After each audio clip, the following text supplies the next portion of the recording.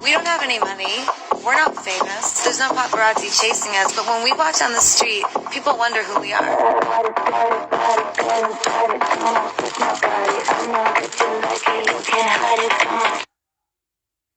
Oh mon dieu, j'avais un truc mais je doute maintenant. Coupe. Alors je m'appelle Adam Bessa, on est ici à Cannes pour présenter Arca, le premier film de Lotfi Nathan qui est en sélection officielle pour un certain regard. Votre palme d'or musicale, l'album Love Deluxe de Shadé. Pourquoi? C'est un album que tu peux écouter plein de fois, je sais pas, il t'inspire tout le temps d'une manière différente. Palme d'or c'est un peu un classique, tu vois. Votre palme d'or du jeu vidéo, Metal Gear Solid 1. Le gameplay est absolument extraordinaire pour l'époque, le script est énorme. Je pense qu'une palme d'or c'est quelque chose qui pousse un peu les limites, tu vois, qui ouvre un nouveau territoire et ce jeu-là il a clairement ouvert tout un air au gaming moderne. Si vous deviez attribuer une palme à votre film, ce serait celle de meilleur costume. L'histoire du costume du film, elle est assez extraordinaire parce qu'il y en a un qui a ramené les chaussures, quelqu'un d'autre a ramené le t-shirt, quelqu'un d'autre a ramené le pantalon. En fait, tout le monde a contribué. Le costume est le symbole du travail collectif qui a été fait sur ce film, tu vois. Arca, c'est l'histoire d'Ali, un jeune Tunisien, qui galère à s'en sortir et petit à petit, en fait, les taux se resserrent. Et je pense que ce qui est intéressant, c'est que n'importe qui, peu importe d'où on vient, on vit tous des choses plus ou moins difficiles. On a tous à un moment donné l'impression que la porte elle est fermée, qu'on n'y arrivera pas. C'est un film dans lequel il y a beaucoup de courage, beaucoup de détermination. Salut, c'est Lily. Alors aujourd'hui, je vais t'expliquer le fonctionnement d'une suite cadeau. Et pour cela, on va dans un des plus grands hôtels de Cannes. Allez, c'est parti. Je suis avec Nathalie Dubois, l'organisatrice de la suite cadeau. Est-ce que vous pouvez m'expliquer un petit peu le concept? C'est facile. En fait, on prend un espace dans un hôtel, on invite des stars et on leur remet des cadeaux. Donc, on choisit des jolies marques. Et en fait, ça fait monter la cote de la marque. En échange des cadeaux, c'est simple. On prend une photo avec le produit et la marque. Derrière moi, Tony Parker est aussi présent pour représenter une marque dont il est ambassadeur. Le Festival de Cannes, tout le monde connaît, tout le monde vient ici pendant cette semaine, donc c'est assez sympa pour présenter les produits.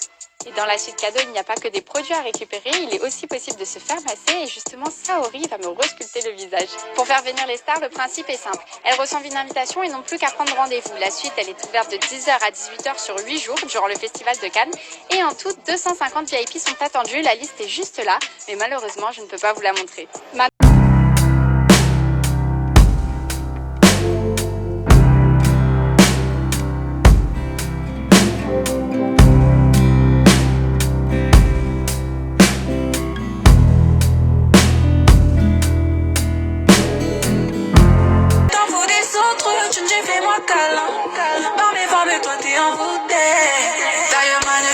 Do you know one French word?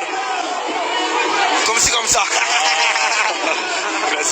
What is your favorite French word? French word? French word, yeah. Oui, oui. Oui. Selon vous, quel est le plus beau mot français? Le plus beau mot français? J'aime bien crémaillère. Je sais pas pourquoi, mais ça me plaît bien. Voilà. Do you know one French word? Comme si comme ça. Ça va et toi? Regarde, je suis venu là comme ça, par rapport à 2 places. Ah, mais trop sympa! Allez, go! Ça va et toi? Regarde, je suis venu.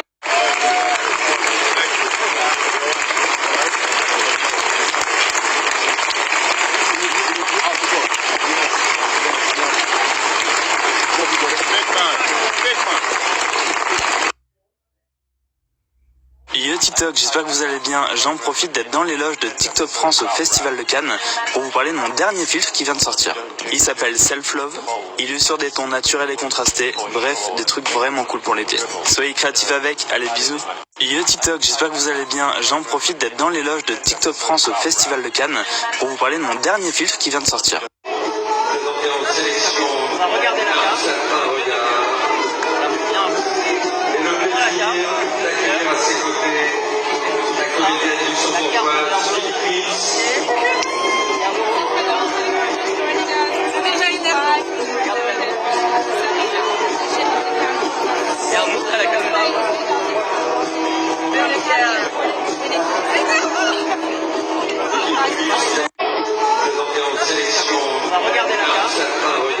Pour cette 3e soirée du Festival de Cannes 2022, Aya Nakamura apparaissait dans une incroyable robe Balenciaga. C'était donc la toute première fois qu'Aya Nakamura foulait le tapis rouge de Cannes. On l'a vu aux côtés de son compagnon Vladimir et tous deux optaient pour des silhouettes black tie. Pour lui un costume noir ultra chic et pour elle cette incroyable robe avec ce dos nu spectaculaire et cette traîne qui faisait plusieurs mètres. Ça nous rappelait notamment la robe que portait Kim Kardashian au Met Gala 2021. Cette pièce Balenciaga imaginée par Demna, le directeur artistique de la maison, est entièrement constituée de lycra. C'est vraiment une création à la croisée du glamour et du sportswear qui a un effet totalement seconde peau jusqu'au bout des doigts. Côté accessoires, Aya Nakamura portait les bottes Nike de Balenciaga, ce modèle extrêmement reconnaissable avec le bout ultra pointu. Et côté mise en beauté, elle optait pour un chignon relevé ultra chic. Après avoir été la toute première cover girl de Vogue France, Aya Nakamura confirme une nouvelle fois son statut mode, cette fois au festival.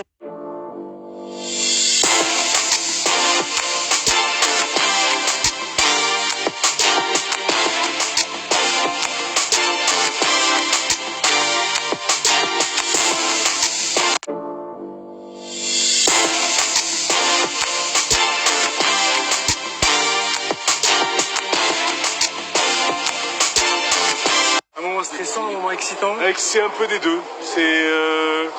C'est stressant. Si on peut inventer ce mot-là, tu vois. Attends, j'ai perdu ma famille. Hein? C'est un grand moment dans la vie du film. Mais c'est ses premiers pas, c'est sa première respiration. C'est la première projection publique du film. Donc c'est sa première bouffée d'air avant, je l'espère, sa longue vie. Et après la projection, qu'est-ce qui se passe alors? L'avenir nous le dira. Un moment stressant, un moment excitant? C'est un peu des deux. C'est stressant. Me miro y la miré, sonrío y la sonreí, y yo la invité a bailar, y ella me dijo que sí, yo la tomé de la mano, me miro y la miré,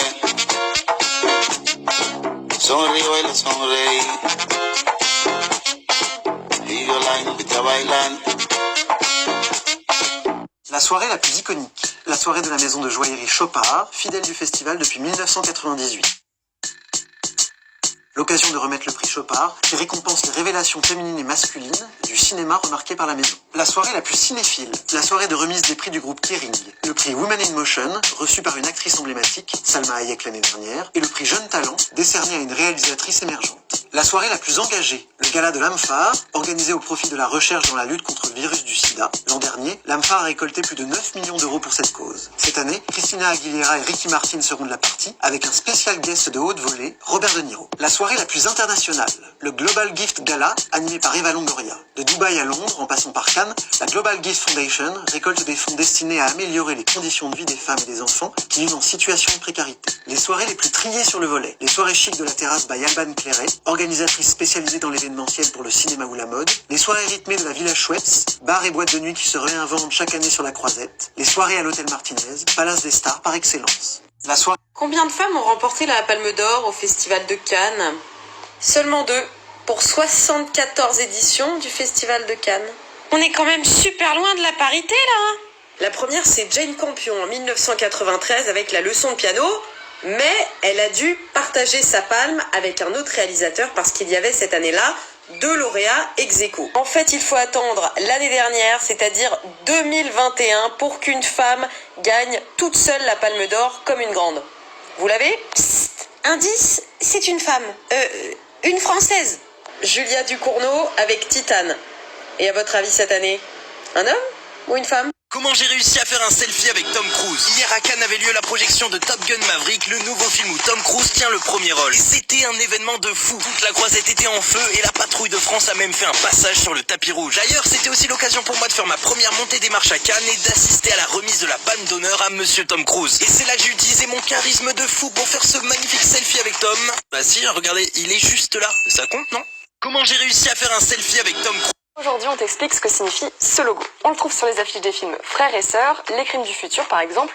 Ça veut dire que ces films sont en compétition officielle et concourent pour obtenir la Palme d'Or ou un des 6 autres prix. Cette année, seuls 21 films sur près de 2000 ont été sélectionnés. Mais sur quels critères ont-ils été choisis? Du côté des réalisateurs ou réalisatrices qui souhaitent candidater, il faut que le film soit récent, qu'il ait été tourné dans l'année, qu'il n'ait pas été diffusé sur internet ou sorti en DVD et qu'il n'ait pas été présenté à un autre festival international. Il faut aussi envoyer sa candidature avant fin mars et ce, même si le film n'est pas complètement fini. Et maintenant, du côté de ceux qui sélectionnent les films. Ça mobilise une équipe complète pendant plusieurs mois. Parce que ouais, imagine, près de 2000 films sont envoyés pour concourir et il faut les regarder entre février et mi-avril. Ok, il y en a beaucoup qui sont pas regardés jusqu'au bout, mais quand même. Ensuite, l'équipe discute, débat, fait des fiches et rend compte au délégué général du festival, Thierry Frémaux, qui est le seul à trancher. C'est lui qui élabore la sélection pour qu'elle montre les meilleurs films possibles. Et une fois qu'un film est choisi, il faut agir vite, avant que le réalisateur ou la réalisatrice ne le propose à un autre festival. En gros, c'est une vraie course contre la montre.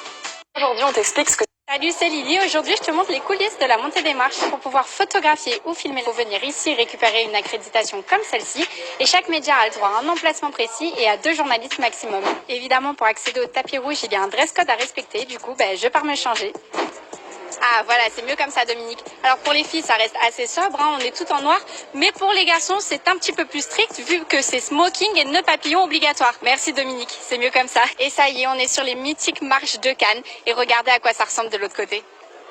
Et voilà, là il reste quelques instants avant que les premiers invités et les premières stars arrivent. Alors après avoir monté les marches, les stars et les invités sont censés se diriger vers le grand théâtre des Lumières qui se trouve juste derrière moi. Mais en réalité, certaines personnes se faufilent par derrière et redescendent immédiatement après. Voilà, la montée des marches c'est terminé. C'était une très belle montée des marches ce soir. Dominique, dis-nous qui on a vu. Julia Roberts, Anna Thaoué et le grand James Gray. C'était une magnifique montée des marches. Tu as beaucoup de chance, Lily. Et ça c'est vrai. Et quant à nous, on se retrouve demain. Salut, c'est Lily. Le tapis rouge du Festival de Cannes. Quand on pense au Festival de Cannes, on pense aux films, aux stars, mais surtout à ça. La fameuse montée des marches et ses 60 mètres de tapis rouge qui recouvrent les 24 marches menant au palais des festivals. Un tapis qui, selon la météo, peut être changé jusqu'à 3 fois par jour, ce qui, en 11 jours de festival, représente quand même 6 à 7000 mètres carrés de tapis. On pourrait donc se dire que c'est une sacrée catastrophe écologique, mais rassurez-vous, par la suite, les tapis sont envoyés à une société chargée de les recycler en billes de plastique thermoformées, mais aussi en tapis de voiture. Donc si ça se trouve, tu as déjà foulé le tapis rouge sans même le savoir. Le tapis rouge du Festival de Cannes. L'Arme Fatale 3, j'ai adoré L'Arme Fatale 3. Tout à l'heure, bizarrement, j'ai réécouté une interprétation de la chanson It's Probably Me de Sting, et je me suis souvenu qu'elle appartenait à L'Arme Fatale 3, et j'ai adoré L'Arme Fatale 3. J'aimais bien Danny Glover et Mel Gibson, leur rapport. J'aimerais pas du tout être policier, je pense, mais en tout cas d'avoir cette espèce de... Et ce qui est pas mal dans Mel Gibson, c'est qu'il y a un personnage très établi, comme ça, qui a une vie confortable, bourgeoise, avec sa femme et les enfants, et le meilleur copain qui est complètement solitaire dans sa caravane, et qui bénéficie de toute la chaleur de la famille de l'autre. Enfin bon, ils font une bonne équipe, quoi. Et l'autre qui fantasme aussi le célibat de l'autre. Enfin, j'ai adoré ce film quand j'étais plus jeune, et je continue à l'aimer. L'Arme Fatale 3. L'Arme Fatale 3.